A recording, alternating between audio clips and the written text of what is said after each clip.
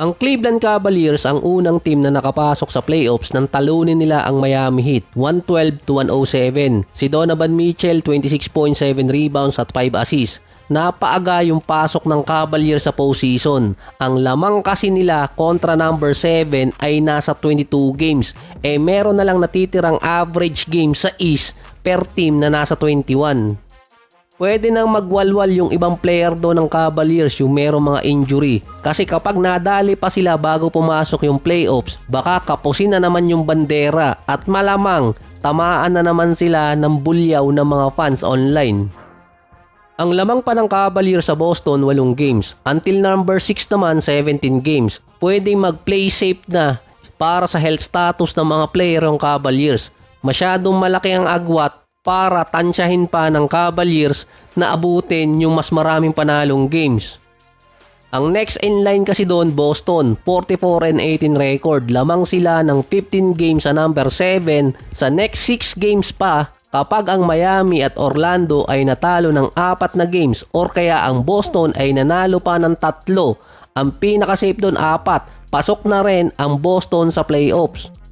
Pwede rin sila magpahinga ng player lalo na yung merong injuries. Sasabihin bakit ipapahinga dahil merong rule sa NBA. Kapag kasi nadali talaga ng injury, doon nagkakatalo sa playoffs. Kung sino mas maraming injury siya yung nalalaglag katulad last season.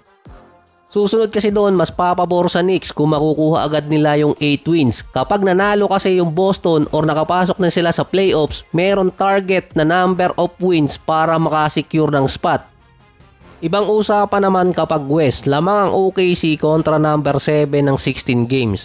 Andun din kung maalin sa Golden State or Minnesota. Nasa Thunder ang tiebreaker ngayon, pero ilalagay ko na lang sa bilang ng games. Kapag natalo ng isa ang Minnesota at nanalo ng isa ang Thunder, pasok na sa playoffs dahil nasa 18 games na lang ang natitira sa Minnesota. Kapag nakapasok na ang OKC, magkakaroon ng target number of wins para dito sa West at kung sino ang unang makakaabot dun. Hindi naman alanganin siya na Anthony Edwards, magkakaroon lang sila ng disadvantage dahil ang mga kaagaw nila sa position lamang pa ng 2 or 3 remaining games. Gaya ng Sacramento, Warriors at Clippers, mananavigate ng mga teams kung aling games ang pwede nilang gawa ng paraan para makapamili na makakatapat sa positioning sa playoffs. Matagal nang usapin yun. Nasa 18 games kasi ang Minnesota, samantalang yung mga teams na nabanggit ko kanina nasa 20 or 21 games pa. Isa pa doon, delikado si Anthony Edwards na matsambahan ulit ng another technical dahil pwedeng masuspindi ulit si Edwards kung aling importanteng game pa ang posibleng mawala siya doon. Pwede naman bawiin ng NBA pero sa dami ng binigay na technical sa kanya, mahihirapan sila doon.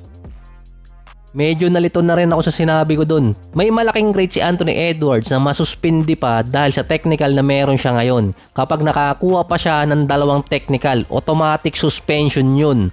Kaya may disadvantage doon ang Minnesota. Kahit natalo pa yung Sacramento kontra Nuggets ngayon na meron 25 points, 5 rebounds at 4 out of 7 sa 3-point area si Westbrook, tabla ang Clippers at Kings sa standing. Nasa Clippers yung tiebreaker. Meron pa natitirang 21 games ang Sacramento at Clippers. Kapag ang Minnesota ay natalo ng 3 at nanalo naman ng 3 yung Clippers or kaya ang Kings, maitatabla nila yung record at ang masama doon or disadvantage, lamang pa ng 2 remaining games ang Clippers at Kings kontra sa Minnesota. Kahit yung Golden State ganun din.